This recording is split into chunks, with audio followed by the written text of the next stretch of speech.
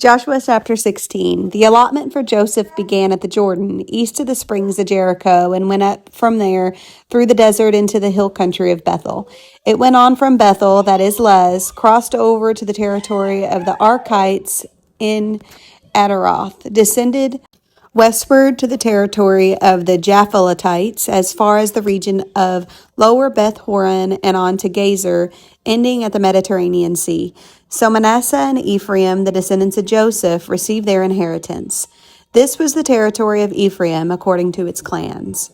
The boundary of their inheritance went from Adaroth Adar in the east to the upper Beth Horon and continued to the Mediterranean Sea. From Milcmothath on the north, it curved eastward toward Taanath, Shiloh, passing by it to Genoa on the east. Then it went down from Genoa to Adaroth and Nerah, touched Jericho, and came out at the Jordan. From Tappuah, the border went west to the Kinna ravine and ended at the Mediterranean Sea. This was the inheritance of the tribe of the Ephraimites, according to its clans. It also included all the towns and their villages that were set aside for the Ephraimites within the inheritance of the Manassites. They did not dislodge the Canaanites living in Gazer. To this day, the Canaanites live among the people of Ephraim, but are required to do forced labor. Chapter 17. This was the allotment for the tribe of Manasseh as Joseph's firstborn, that is, for Machir, Manasseh's firstborn. Machir was the ancestor of the Gileadites, who had received Gilead and Bashan because the Machirites were great soldiers. So this allotment was for the rest of the people of Manasseh, the clans of Abiezer, Halek, Ashriel, Shechem, Hefer, and Shemida. These are the other male descendants of Manasseh, son of Joseph, by their clans. Now Zelophehad, son of Hefer, the son of Gilead, the son of Machir, the son of Manasseh, had no sons but only daughters, whose names were Mahlah, Noah, Hoglah, Milcah, and Tirzah. They went to Eleazar the priest, Joshua son of Nun, and the leaders, and said, "The Lord commanded Moses to give us an inheritance among our relatives." So Joshua gave them an inheritance along with the brothers of their fathers, according to the Lord's command. Manasseh's share consisted of 10 tracts of land besides Gilead and Bashan east of the Jordan. Because the daughters of the tribe of Manasseh received an inheritance among the sons, the land of Gilead belonged to the rest of the descendants of Manasseh. The territory of Manasseh extended from Asher to Michmethath east of Shechem. The boundary ran southward from there to include the people living at En Tappuah. Manasseh had the land of Tappuah, but Tappuah itself, on the boundary of Manasseh, belonged to the Ephraimites. Then the boundary continued south to the Cana ravine. There were towns belonging to Ephraim lying among the towns of Manasseh, but the boundary of Manasseh was the northern side of the ravine and ended at the Mediterranean Sea. On the south, the land belonged to Ephraim, on the north, Manasseh. The territory of Manasseh reached the Mediterranean Sea and bordered Asher on the north and Issachar on the east. Within Issachar and Asher, Manasseh also had Bethshan, Ibleam, and the people of Dor, Endor, Taanach, and Megiddo, together with their surrounding settlements. The third in the list is Naphoth. Yet the Manassites were not able to occupy these towns, for the Canaanites were determined to live in that region. However, when the Israelites grew stronger, they subdued the Canaanites to forced labor, but did not drive them out completely. The people of Joseph said to Joshua, "Why have you given us only one allotment and one portion for an inheritance?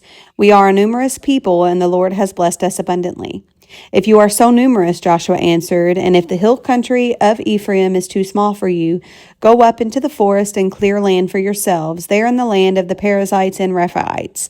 The people of Joseph replied, "The hill country is not enough for us, and all the Canaanites who live in the plain have chariots fitted with iron, both those in Bethshan and its settlements, and those in the valley of Jezreel."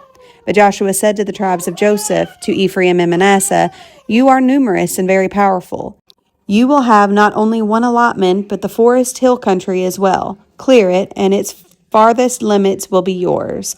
Though the Canaanites have chariots fitted with iron, and though they are strong, you can drive them out." Chapter 18. The whole assembly of the Israelites gathered at Shiloh and set up the tent of meeting there. The country was brought under their control, but there were still 7 Israelite tribes who had not been yet received their inheritance. So Joshua said to the Israelites, "How long will you wait before you begin to take possession of the land that the Lord, the God of your ancestors, has given you? Appoint 3 men from each tribe. I will send them out to make a survey of the land and to write a description of it, according to the inheritance of each. Then they will return to me. You are to divide the land into 7 parts. Judah is to remain in its territory on the south, and the tribes of Joseph in the territory on the north. After you have written descriptions of the 7 parts of the land, bring them here to me, and I will cast lots for you in the presence of the Lord your God. The Levites, however, do not get a portion among you, because the priestly service of the Lord is their inheritance. And Gad, Reuben, and the half-tribe of Manasseh have already received their inheritance on the east side of the Jordan. Moses, the servant of the Lord, gave it to them." As the men started on their way to map out the land, Joshua instructed them, "Go and make a survey of the land and write a description of it.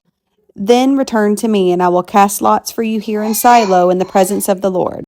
So the men left and went through the land. They wrote its description on a scroll, town by town, in 7 parts, and returned to Joshua in the camp at Shiloh. Joshua then cast lots for them in Shiloh in the presence of the Lord, and there he distributed the land to the Israelites according to their tribal divisions. The first lot came up from the tribe of Benjamin according to its clans. Their allotted territory lay between the tribes of Judah and Joseph. On the north side, their boundary began at the Jordan, past the northern slope of Jericho, and headed west into the hill country, coming out at the wilderness of Beth-aven. From there, it crossed to the south slope of Luz, that is Bethel, and went down to Adaroth Adar on the hill south of lower Beth Horon. From the hill facing Beth Horon on the south, the boundary turned south along the western side and came out at Kiriath Baal, that is Kiriath Jearim, a town of the people of Judah. This was the western side. The southern side began at the outskirts of Kiriath Jearim on the west, and on the boundary came out at the spring of the waters of Nephtoah. The boundary went down to the foot of the hill facing the valley of Ben Hinnom, north of the valley of Rephaim. It continued down the Hinnom Valley along the southern slope of the Jebusite city and so on to En Rogel. It then curved north, went to En Shemesh, continued to Gileath, which faces the pass of Adamim, and ran down to the stone of Bohan, son of Reuben. It continued to the northern slope of Beth Arabah and down into the Arabah. It then went to the northern slope of Beth Hoglah and came out at the northern bay of the Dead Sea at the mouth of the Jordan in the south. This was the southern boundary. The Jordan formed the boundary on the eastern side. These were the boundaries that marked out the inheritance of the clans of Benjamin on all sides. The tribe of Benjamin, according to its clans, had the following towns: Jericho, Beth Hoglah, Emek Kazes, Beth Arabah, Zemaraim, Bethel, Aviv, Para, Ophrah, Kephar, Ammoni, Ophni, and Geba, 12 towns and their villages: Gibeon, Ramah, Beeroth, Mizpah, Kephirah, Moza, Rakem, Urphel, Cherelah, Zelah, Haleph, the Jebusite city, that is Jerusalem, Gibeah, and Kiriath, 14 towns and their villages. This was the inheritance of Benjamin for its clans.